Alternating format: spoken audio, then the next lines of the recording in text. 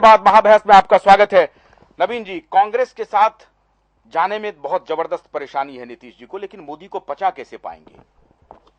देखिए, नीतीश कुमार न तो कांग्रेस के साथ अभी जाने वाले हैं न मोदी को पचाने वाले हैं। वो दोनों को इक्वी डिस्टेंस में डराने वाले हैं। वो दोनों को इक्वी डिस्टेंस में रख के अपनी राजनीति करने वाले हैं।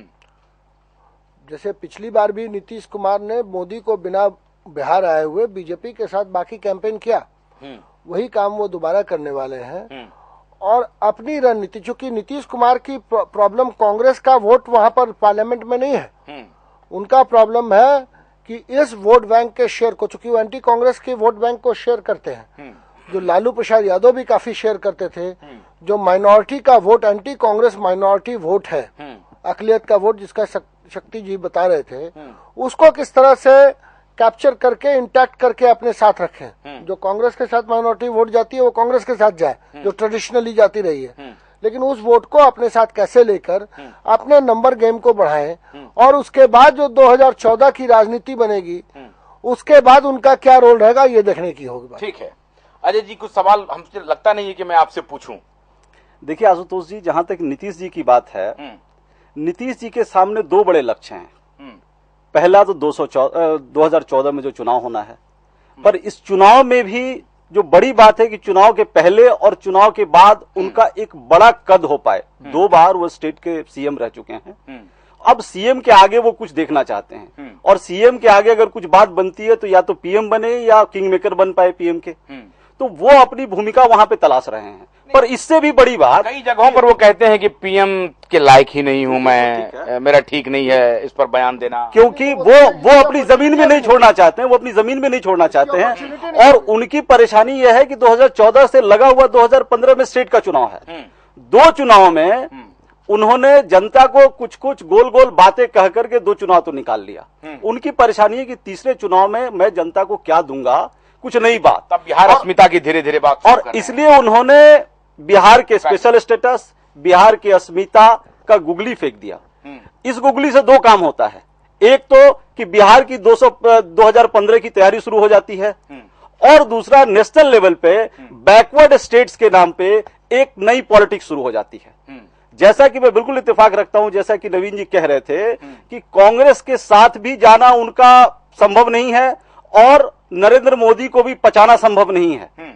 उसका कारण यह है कि कांग्रेस के साथ जाकर के बिहार में चुनाव नहीं लड़ सकते हैं। बीजेपी की जरूरत उनकी है कि अगर चुनाव, वो टेस्ट भी कर रहे हैं, वो एक्सपेरिमेंट कर रहे हैं कि क्या मैं बीजेपी से दूर रह करके बिहार में खड़ा रह पाऊंगा। और उन्होंने एक्सपेरिमेंट करते हुए जो फीडबैक जो अभी पिछले 1-2 सप्ताह का उनके पास में आया होगा, उनको लगा होगा कि नहीं भैया, ये खतरे की घंटी हो सकती है।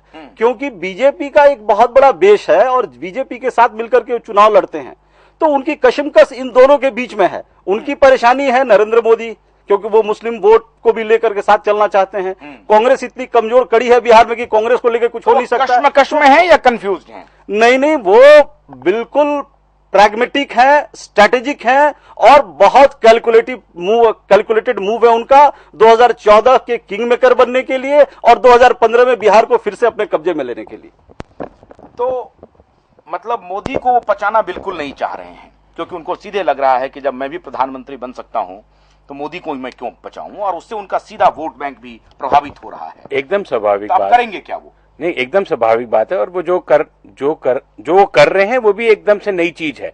वो दोनों चीजों को पॉलिश करते हुए जा रहे हैं और अपने भाव बढ़ाते हुए जा रहे हैं। भाव बढ़ा रहे हैं। दोनों जगहों पर वो अपने भाव बढ़ा रहे हैं, दूसरे को दिखा रहे हैं कि मैं सिर्फ दिखाने वाला या पॉलिटिशियन कम हूं, बिजनेसमैन ज्यादा है। नहीं, दिखाने वाला या पूजने वाला ही नाग नहीं हूं, डसने वाला भी हूं। तो बीच बीच में अपनी फुंकार भी छोड़ते रहते हैं दोनों तरफ से। तो भाव बढ़ा रहे हैं कमल जी? देखिए, मुझे नहीं लगता है। मुझे लगता है पिछले दिनों में उन्होंने जो स्टैंड लिया कांग्रेस के पक्ष में, उसके बाद उनका एक एनालिसिस हुआ, और वो जो एनालिसिस उनका हुआ उसमें उनको, जी मैं आपको रोक रहा हूँ, एक कॉलर हमारे साथ है। जी जनाब बोलिए, कहाँ से बोल रहे हैं? हाँ, मैं दिल्ली से बोल रहा हूँ। हाँ बोलिए, क्या बोलना चाहते हैं? सर जी, मैं ये बोलना चाह रहा हूँ, एक बात तो ये है कि पहले आप मेरा फोन मत काटिए, पहले सुन लीजिएगा थोड़ी सी, सिर्फ 2 मिनट लूंगा आपके। ठीक है, बोलिए। कह रहे हैं कि राहुल के दावे खोखले हैं, तो राहुल जी के दावे तो अलग हैं, लेकिन यहाँ राजीव जी का देखिए कि जो राहुल ने खुद कहा था कि भाई क्या कहते हैं, मेरे पिताजी कहते थे कि हम 1 रुपया भेजते हैं तो पब्लिक में 15 पैसे पहुंचता है, लेकिन इस कांग्रेस को तो इतना टाइम हो गया तो आपको 10 पैसे भी नहीं पहुंच रहे। कितने बड़े बड़े घोटाले और ये सब आप देख रहे हैं, तो नीतीश जी तो पता नहीं क्या बोल रहे हैं कि राहुल जी के दावे तो कब होंगे जब उनके बाप के दावे अच्छे हों। तो राहुल जी के दावे, नीतीश जी तो सही कहा ना कि राहुल जी के दावे खोखले हैं और राजीव जी के भी जो दावे थे वो भी खोखले हो गए, ये साबित हो गया, जिसका मतलब नीतीश जी सही कह रहे हैं ना। हाँ कमल जी बोलिए। देखिए, मुझे लगता है पिछले दिनों जो उन्होंने स्टैंड लिया, जब उन्होंने बैकवर्ड राज्य की बात की, उसके बाद उनके यहाँ एक एनालिसिस हुआ। उस समय जेडीयू के सारे नेता जो हैं वो उसी रुख उसमें बोल रहे थे।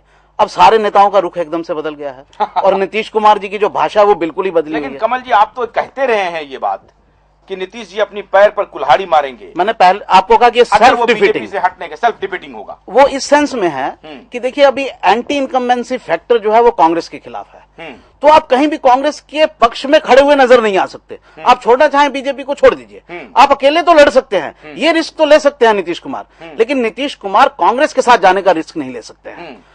और एक चीज और बहुत पिछले दिनों में क्लियर हुई, बीजेपी ने